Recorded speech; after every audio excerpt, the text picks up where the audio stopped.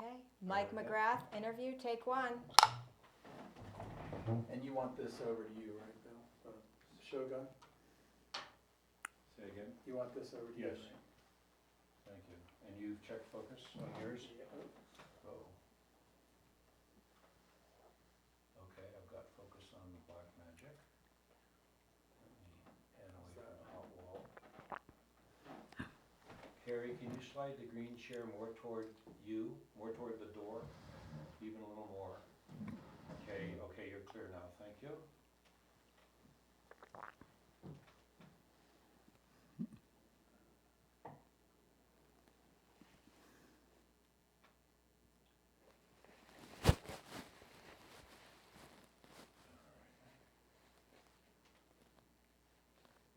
Okay.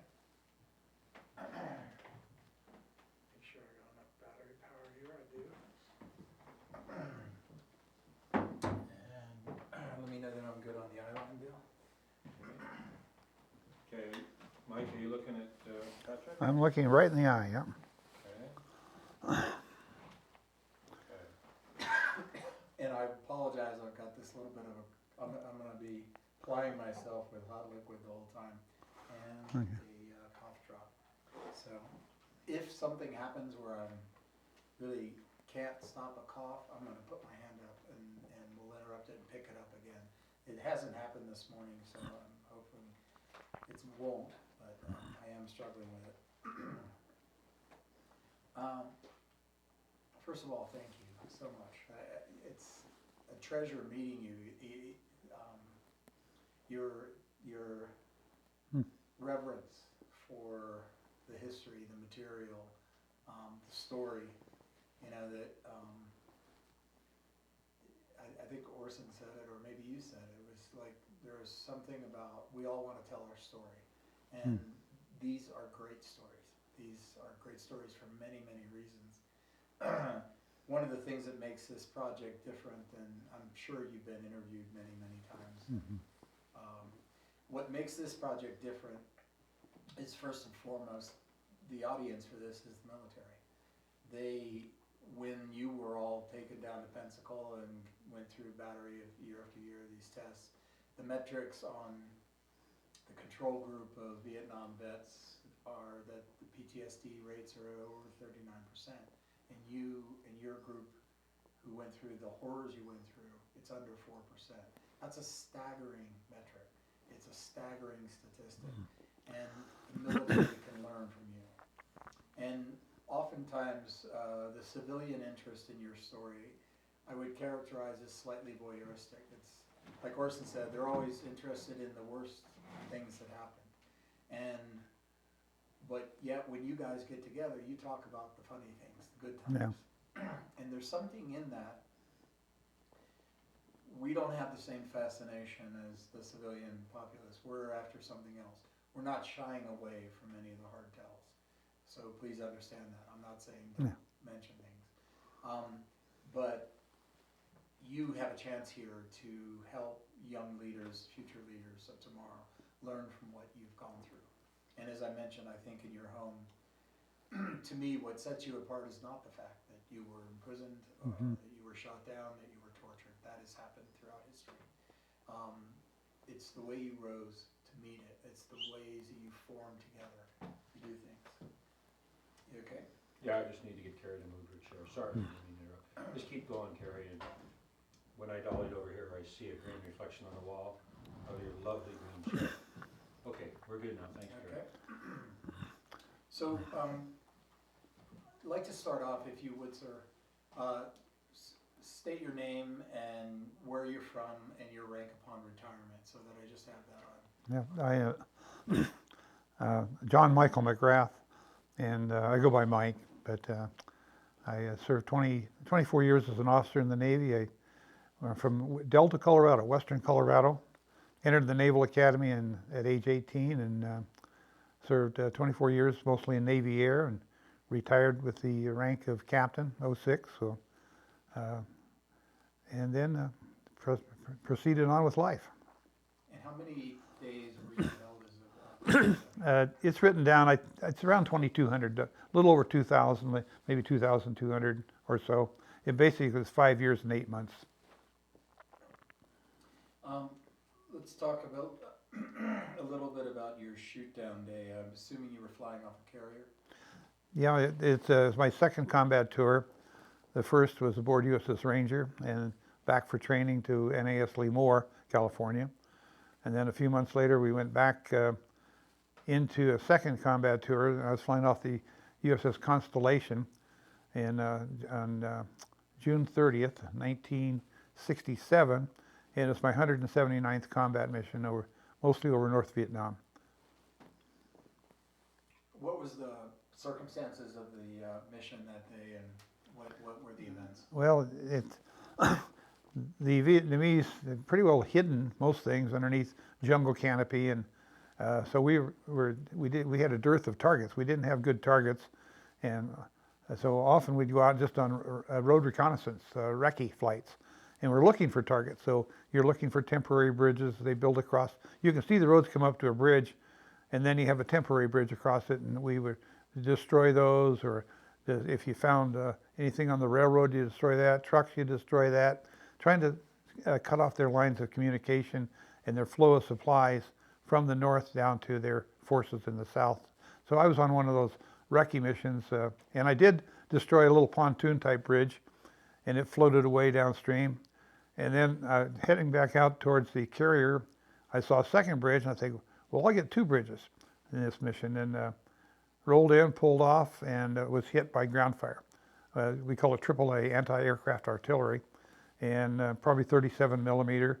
But unfortunately, they hit me right in probably a hydraulic package, because the stick went slack, no response, 450 knots, about 500 miles an hour, and the plane just flipped over and started spinning. So lost all hydraulic power instantly and was heading down fast. So I was hit by AAA. And how did what aircraft were you flying? I was flying the A4C Skyhawk, a single seat and a single engine attack airplane for the Navy. And that's a very narrow aircraft. Were you able to successfully eject when it was done? You're very narrow. It's so narrow that most pilots have to roll their shoulders in like this to fit in the canopy rails. And you fly like this, you're so tight. And the answer is successful. I saved my life, but I felt like when I was rolling, I was pinned against the left rail, and I felt like I couldn't get my hands up to the face curtain in time. So I pulled secondary training. I just dropped my hands and pulled the secondary ejection handle. As the canopy went off, since I was pinned against this side, it sent a shockwave through my arm, and it severed the top of my arm off. So my humeral head severed off, and it's dislocated out of the joint in by my ribs and scapula back in here somewhere, where it remains today.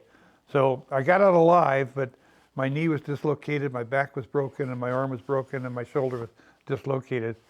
But the equipment did get me out alive. How long did you have in the chute before you hit the ground? I would estimate less than 30 seconds. I took a few swings.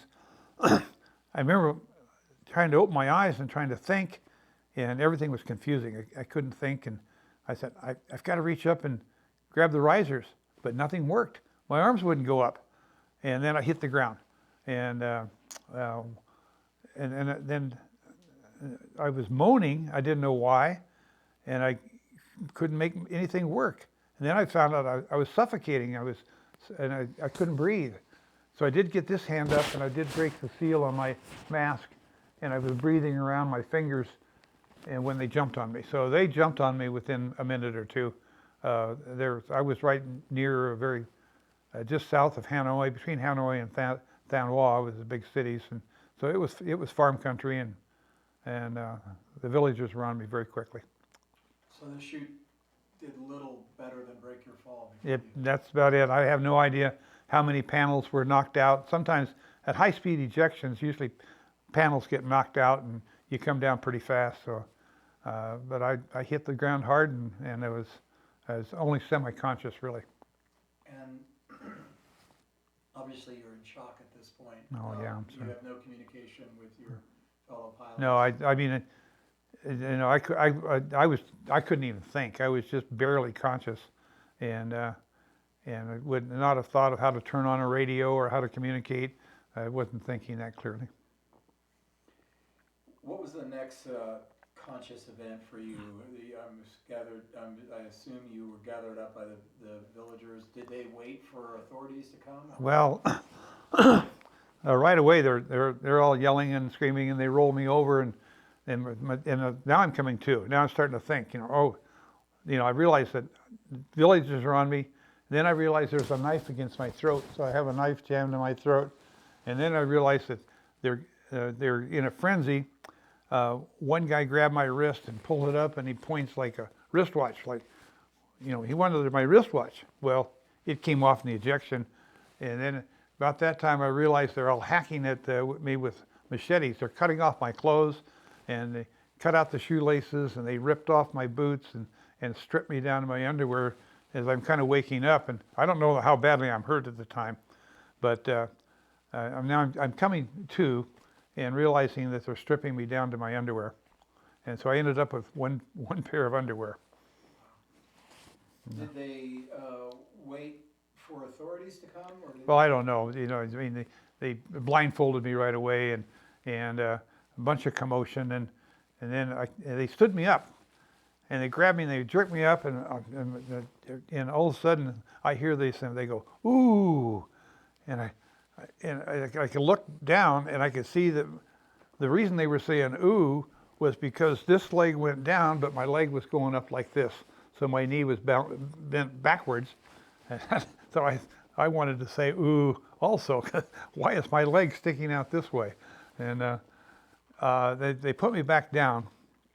They were probably going to march me off, but they put me back down, and later they brought a stretcher, and then they carried me through villages on the stretcher where the villagers were beating me with bamboo sticks, and I remember people were grabbing my foot and twisting my foot just to hear me scream. So I'm yelling and screaming, and they're twisting my foot, which is out of joint. It's kind of like this instead of like this. They're twisting it, and I'm trying to hold my broken arm, but they have me all tied up and bound up with wire and string or whatever it was, and I just remember it was a lot of pain, and I still remember that leg twisting in there. And where were you first taken? Was it how long? Well, I was taken to some type of staging spot, and where I waited for a truck, and it was hours of just waiting for a truck, and finally a truck came. They just left me laying there, and they had a guard, and they threw me in the back of a truck. We'd call it a half-ton truck, a military truck, and they started me towards Hanoi. And en route, it's kind of interesting.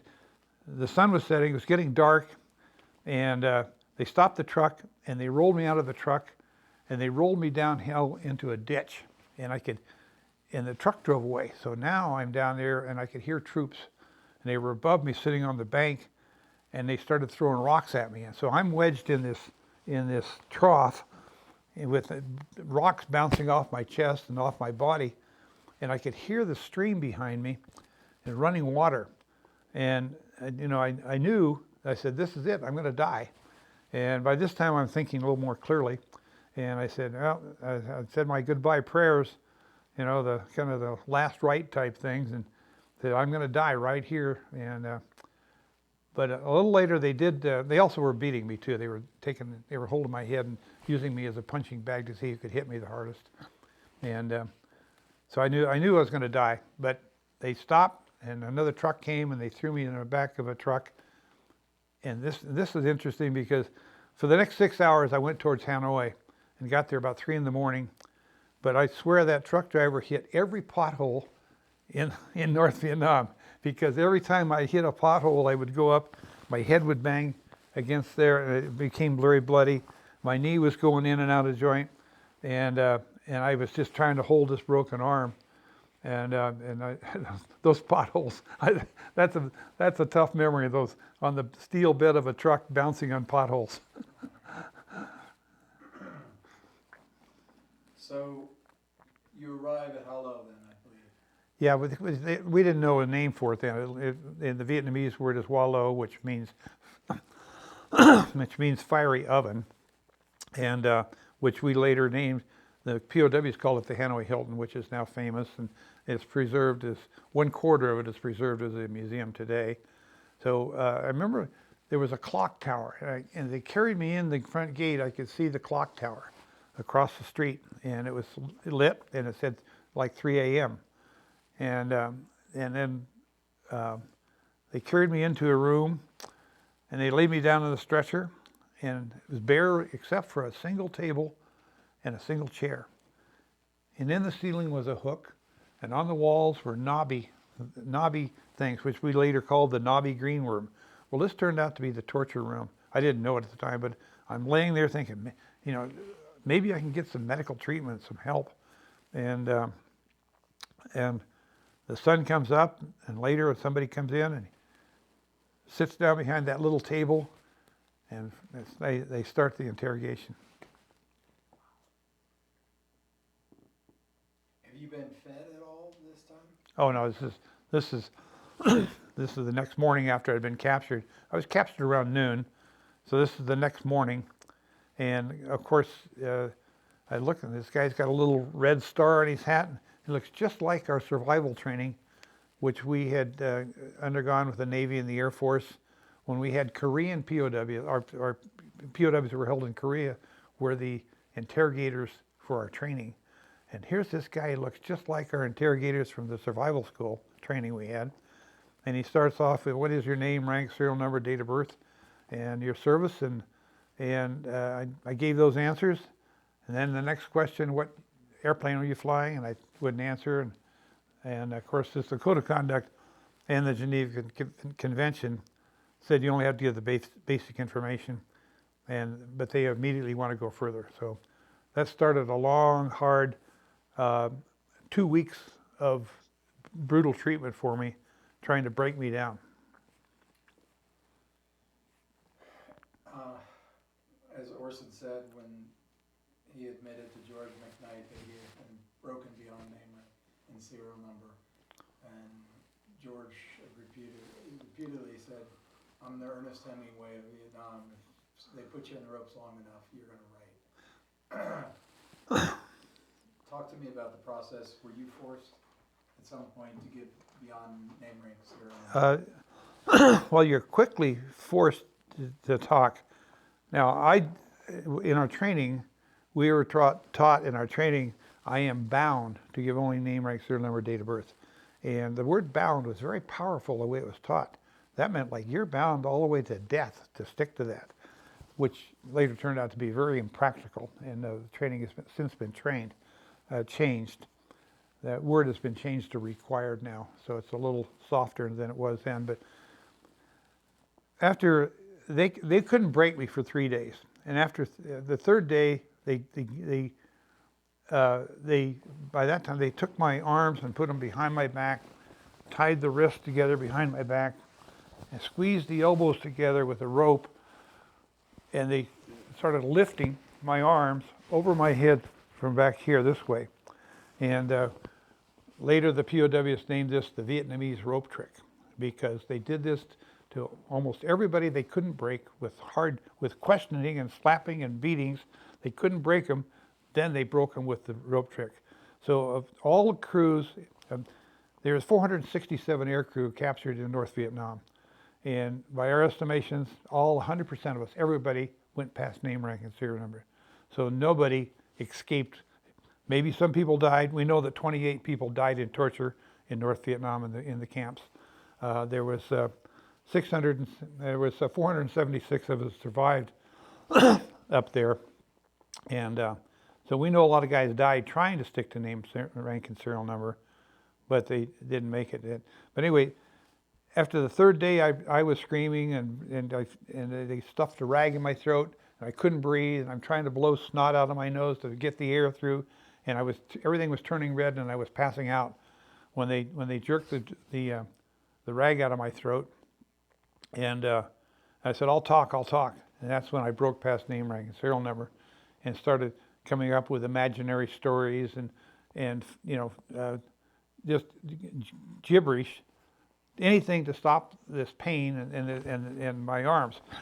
They also dislocated the elbow when they went around. So now I had my shoulder dislocated, my elbow dislocated, and this one was already dislocated.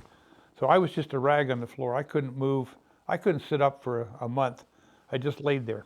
I couldn't even lift my head. I had, because of compression fractures in my back. So they got me to tell all these stories, and then they worked on me for another 12 days. There was 15 days total that I was out without sleep. I was holding my broken arm, laying on my back. I couldn't lay my arm down. I couldn't put it on my chest. I just had to hold it. And if I woke up screaming, it's because I dropped my grip, and I just wake up screaming. So I was in and out of delirium for these 12 days.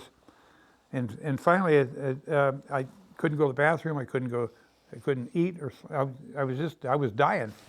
And I said, I've got to get out of this situation, because they wanted me to write down everything, all the answers to the questions they asked me.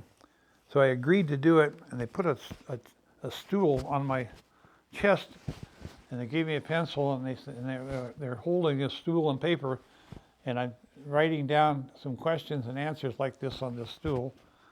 And anyway, I wrote as many as I could, like the name of my parents or anything I told them. And they said, now I signed it. And I misspelled my name, and they caught it. They said, oh, why do you write your name this way, but your name is this? And I said, well, in America, we can change our name any way we want to. So those are the type things we said. In America, we could do whatever we wanted to. So a lot of guys use that tactic to, one guy said his father was a drug pusher. And they said, what is that? And they said, oh, he peddles dope to little boys and girls. Well, his dad was actually a pharmacist, and he wasn't going to tell him the truth on that.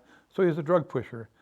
I told him my dad was an engineer on the HO Railroad. Well, Half-Ought Railroad is our toy railroad that we have, and sure enough, my dad helped me build an HO Railroad when I was in grade school, and he was an engineer, so I told him he was an engineer on the HO Railroad. Those are the type stories we told to just get them to back off and quit hurting us.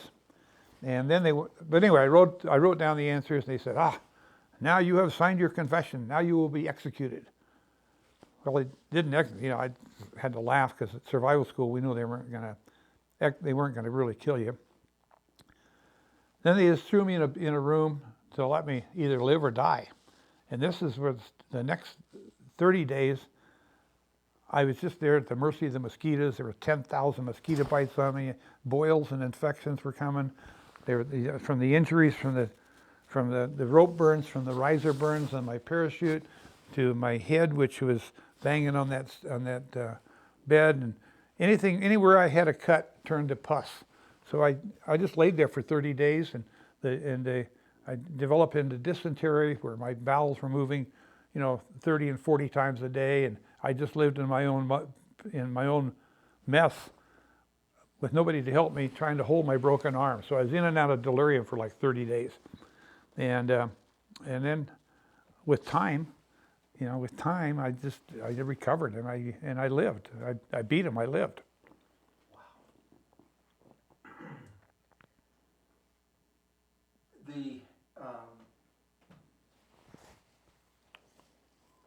Let's talk about the first contact that you had with another fellow prisoner, and how did it occur, and when were you introduced to the top code, etc. Okay. Well, after the torture in the green Nobby room, I was moved to Little Vegas. We called this area. We named it. We had the Mint. We had the Thunderbird. We had different names for the buildings. I was moved into Thunderbird, and there was a two-person cell with two slabs to sleep on. They were board slabs, and they just threw me in there. I couldn't sit up yet. I couldn't do anything. I just laid on my back, holding my arm. And so you imagine the walls right here, and I'm on my back. I hear this knock, which is shave and a haircut, and I recognize that. That's an American rhythm. So I reached around my head like this, and I went tap, tap behind my head on this wall, and immediately I hear this. I hear this tapping, and I don't know what it means or anything. But over time, over the next month, two guys that were there they had been there for 2 years, and they were there since 1965 to 67, and I'm there in June. This is now in July of 67, and so very slowly they taught me the tap code that we use, Americans use in the POWs. It came from World War II, which the Stalag Luft prison camps of World War II used the tap code, and that's the same tap code that we end up using, not Morse code, but POW tap code. They taught me that and got me started, and every day my arm got better, everything got better, and by the second month I was sitting up and moving around a little bit. Was that, who was it? Was it Ev? And No, the two people next door were Bill Franke and Jim Lamar, who had been there a long time. Ev was in that building. He'd been there almost 3 years, and he was from 1964. Everett Alvarez was the first pilot captured in North Vietnam.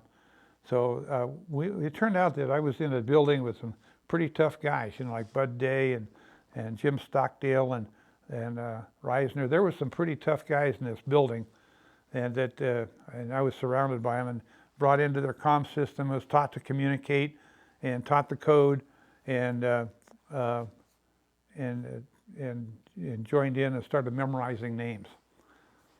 Hey Patrick, can I have just, I want to do a cutaway.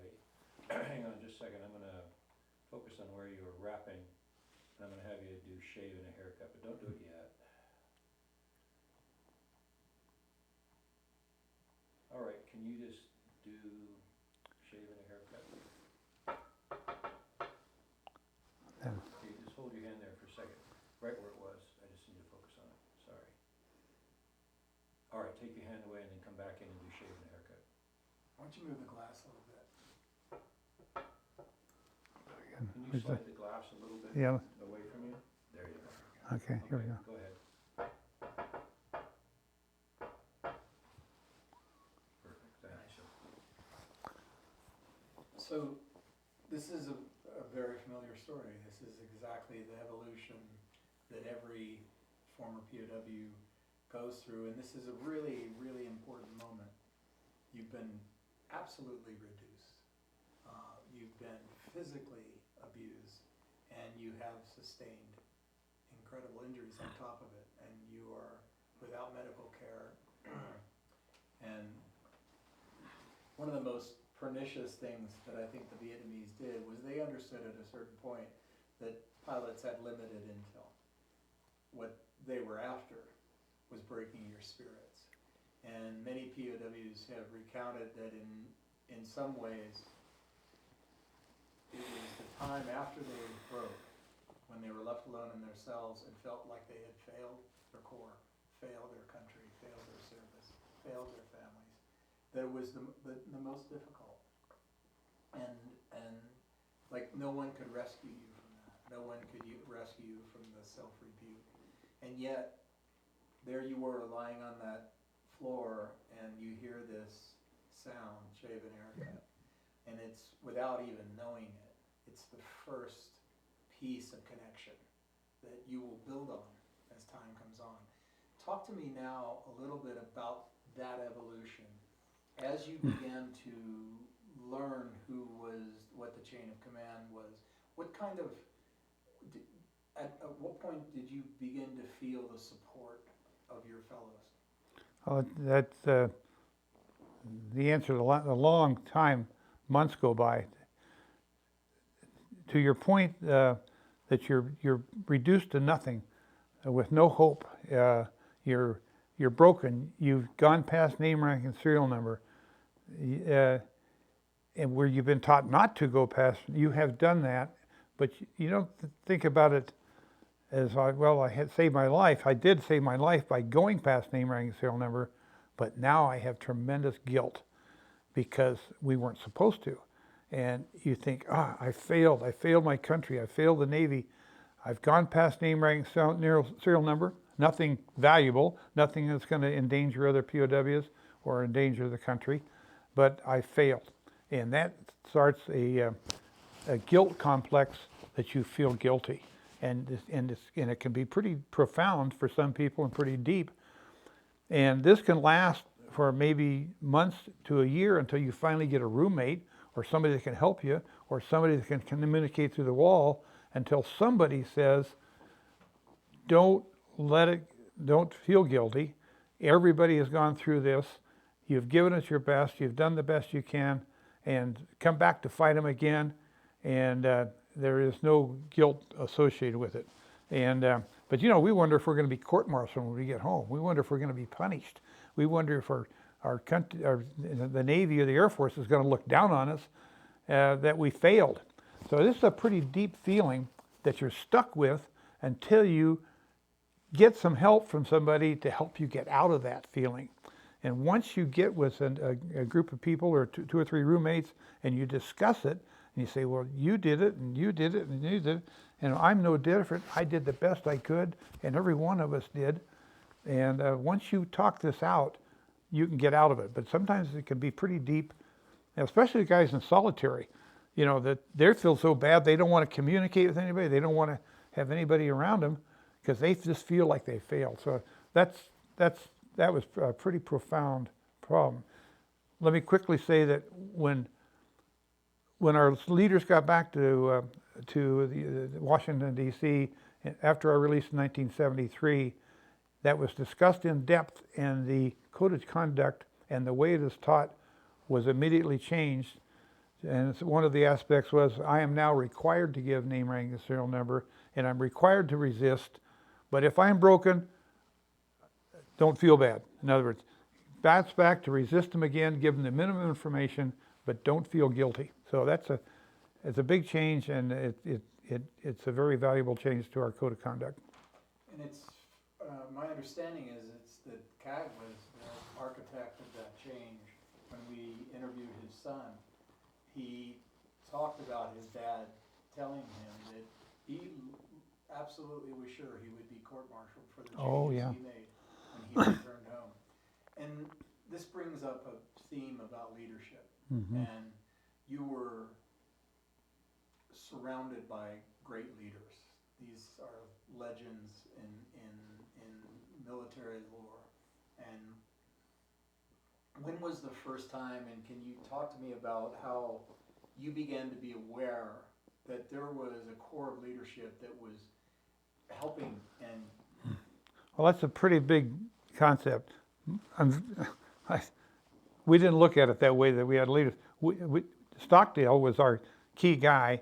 He went through more torture than anybody else. They wanted to break him. They figured out he was a senior ranking officer, and he was giving guidance, through the TAP code to the rest of us. And people would finally break down, and they'd say, where did you get this guidance? And they'd say, finally somebody say, Stockdale.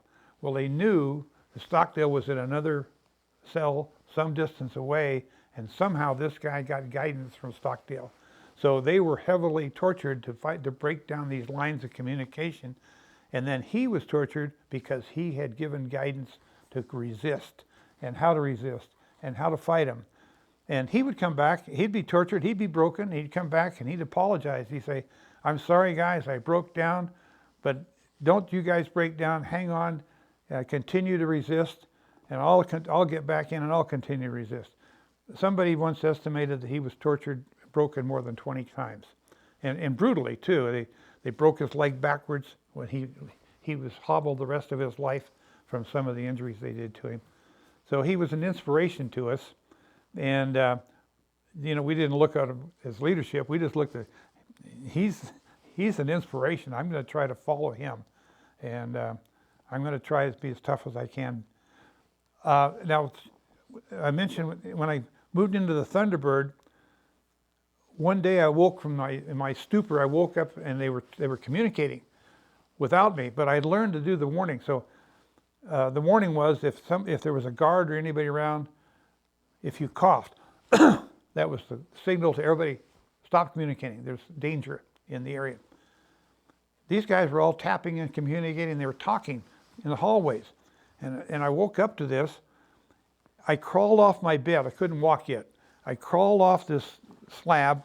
I scooted over to the door and I looked underneath the door frame, And there in a blind spot in the hallway that I could see but nobody else can see, the Vietnamese had pencil and paper, and they were trying to write down everything that everybody was talking about and communicating.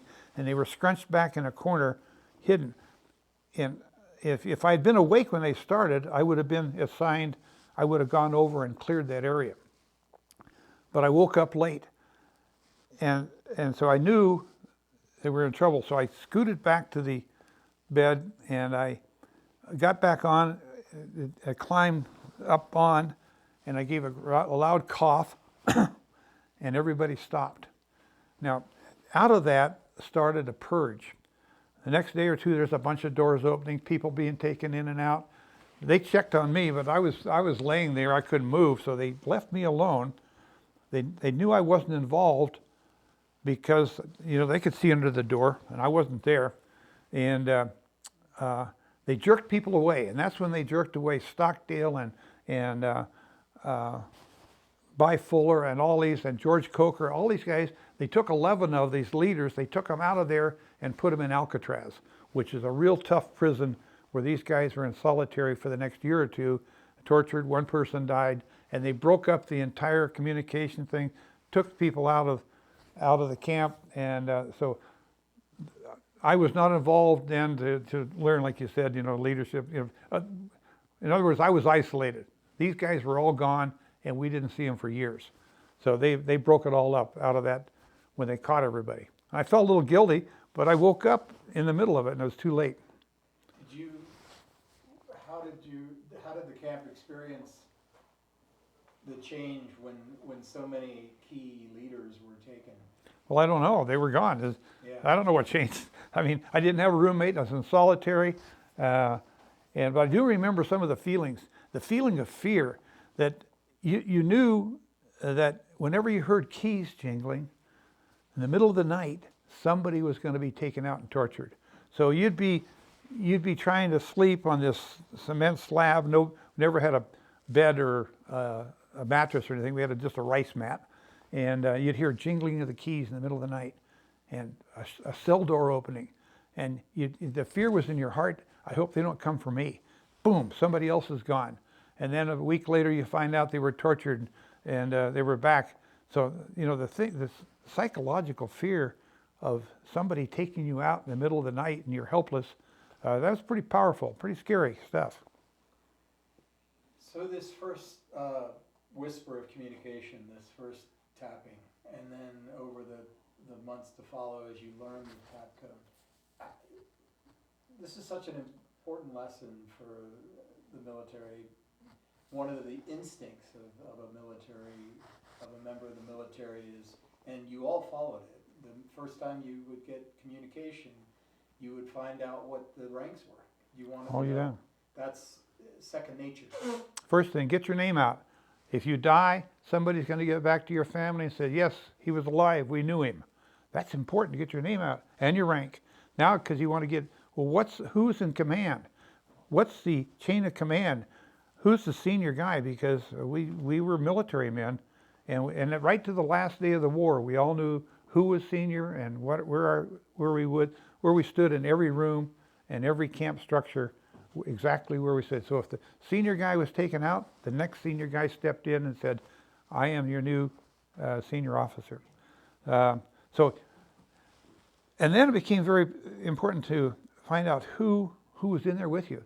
Like the guys next door, once they got me to communicating and I could do a little smoother and faster, tapping around like this, I could start to learn. They said, we think it's important you know who's around you. We're going to give you 5 names a day.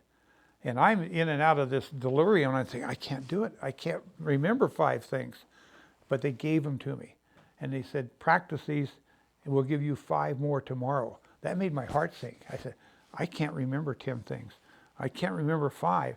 But for the next 24 hours, I memorized 5 names. And they were some of these big names, like Stockdale, that I got.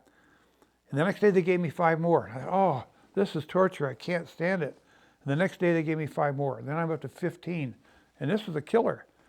Well, the next 2 or 3 years, I ended up with 350 names on my name list. There was Will Abbott, Joe Abbott, Bob Abbott, Everett Alvarez, Atterbury, Austin Bailey, Becky Barber, Bob Barnett, and you learn their first names, their last names, then pretty soon you learn their ranks. And then for 24 hours a day, you're running through this list of your names. And because you don't want to forget them, you want to know who's living around you. And you've got your name out to them. You know, they know I'm alive, and if I die, my family, they will contact my family. So these connections were a lifeblood. First the tap code. Yes, the communication is our lifeblood.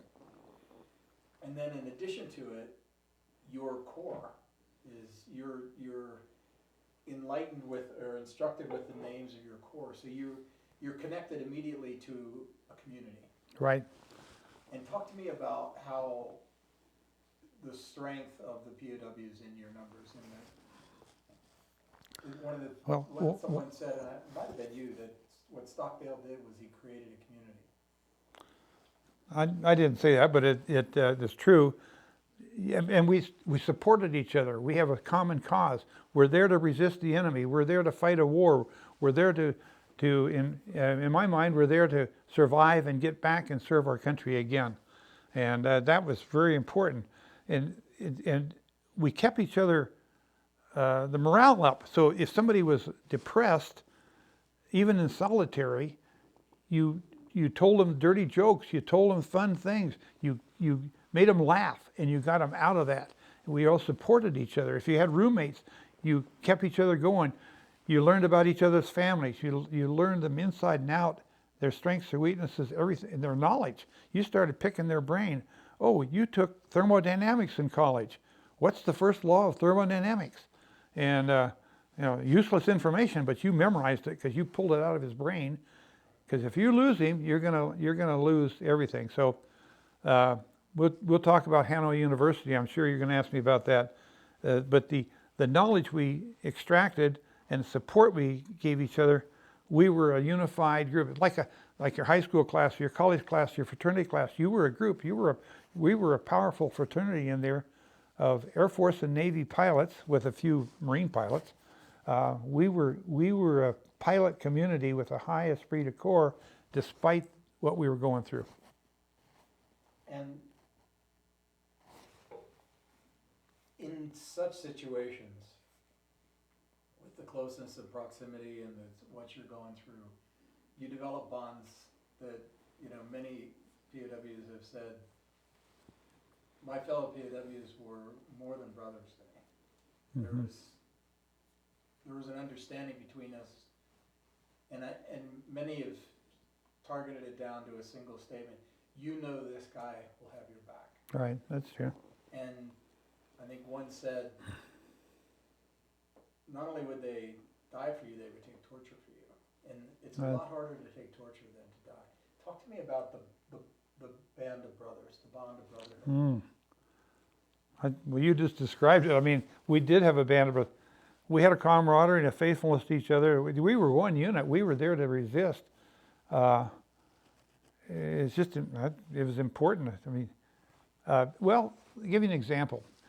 If say there's 5 of us in this cell, and one person is sick, the other 4 will try to give up their food, anything they bring us, and have him eat it.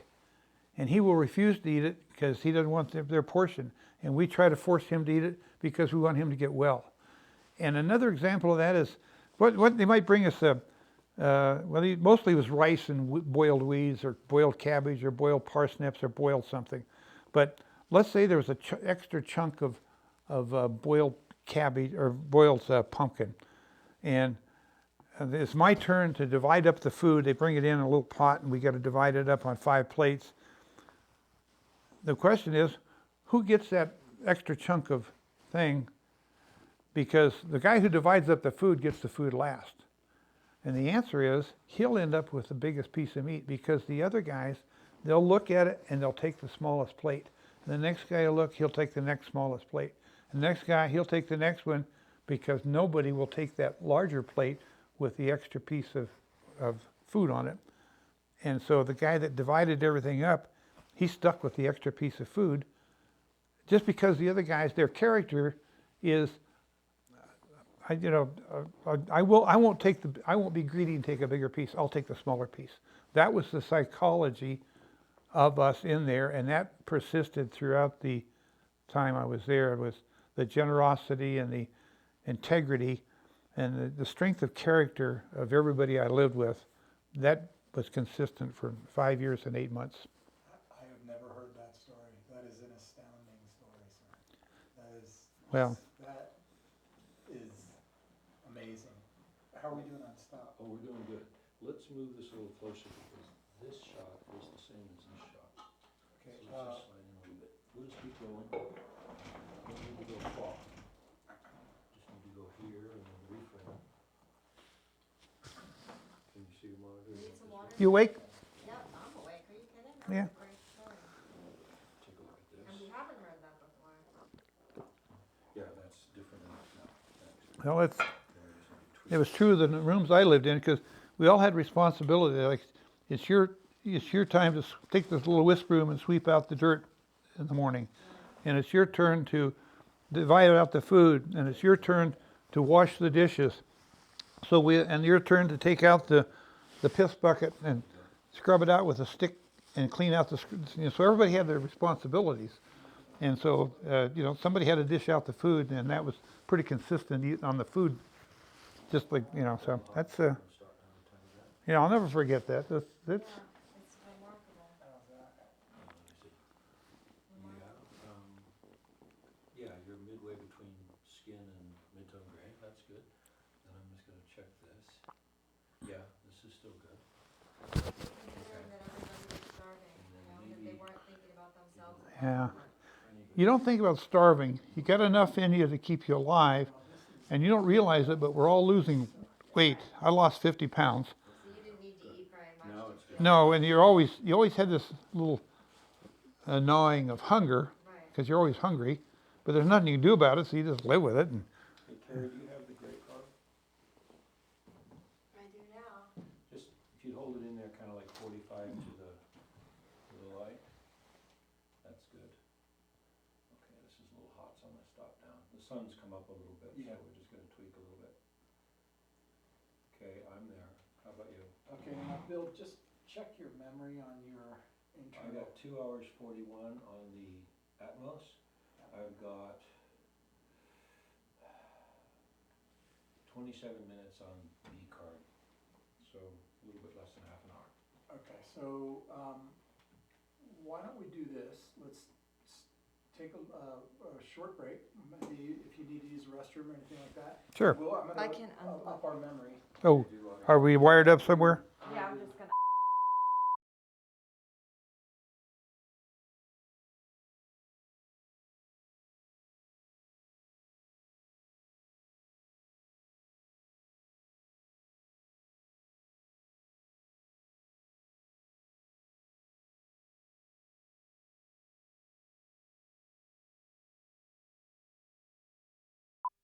Thank you.